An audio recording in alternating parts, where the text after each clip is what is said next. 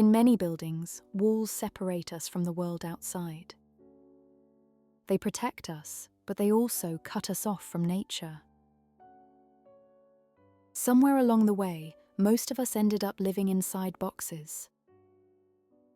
Japanese architecture often does the opposite. Instead of drawing a hard line between inside and outside, it softens it. You could think of this as the art of the blur. Not blur as something unclear, but blur as a gentle transition where boundaries become fluid. In this video, we explore how Japanese architecture brings nature indoors and what it can teach us about living more closely with the natural world. In most modern buildings, walls are fixed and permanent. They create a clear separation between inside and outside, safety and wilderness, order and nature. But to understand Japanese architecture, we first have to unlearn what a wall is. Traditional Japanese architecture works differently. Instead of solid, immovable barriers, it often uses flexible layers. Sliding doors replace fixed walls. Paper screens filter light rather than blocking it. With a single movement, a room can open completely to the garden.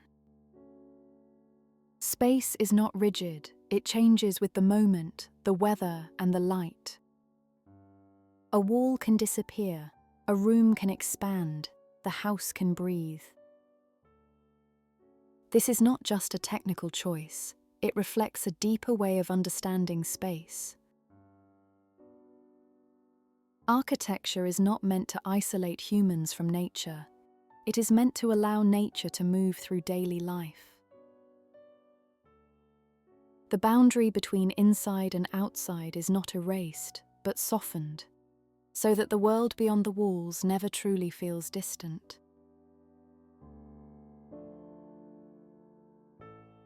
If sliding doors soften the boundary between inside and outside, the engawa brings that boundary closer to us. An engawa is a narrow wooden veranda that sits between the interior of the house and the outdoors. It is a distinctive feature of traditional Japanese homes and temples, and a space that belongs neither fully inside nor fully outside. From within, it feels like part of the house. From the garden, it feels like part of the landscape. That ambiguity is the point. In the West, we might call it a porch or a balcony, but those words do not quite capture it. The engawa feels closer, quieter, and more personal. It is the physical expression of that gentle blur, a true in-between space where the house and the landscape meet. Sitting here, you are sheltered but not sealed off. You are protected, yet still open to the natural world. In much of modern architecture, we tend to observe nature through a window, framed and distant. On the engawa, you do not just look at nature, you are with it. Your body senses the temperature of the air. Your ears pick up the sound of rain on the roof. Your eyes follow the shifting patterns of light and shadow. Traditionally, the engawa has also been a social space. People would sit there in the evening to catch a cool breeze in summer or gather for moon viewing in autumn, making it a poetic place for experiencing the changing seasons. In this way, the engawa is not simply an architectural element. It is an experience of space and nature. In this in-between space, the house and the landscape are not separate worlds. They gently overlap.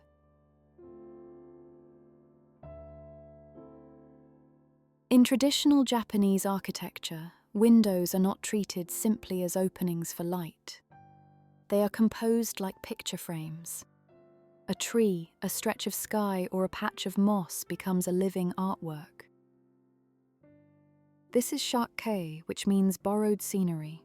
It is a garden design principle that reaches beyond the garden, bringing distant landscapes into private space.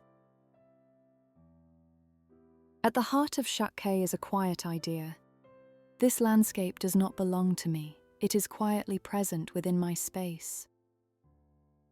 This feeling reflects a deeply Japanese way of relating to nature, one based not on ownership but on closeness and respect.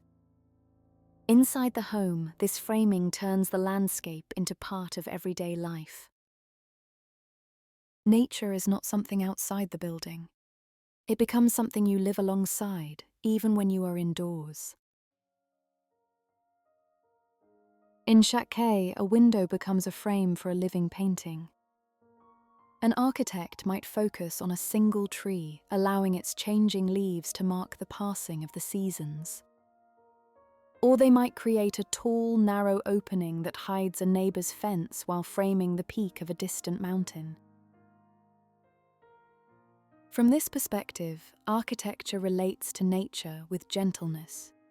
It reflects a sense of the right distance between people and the natural world.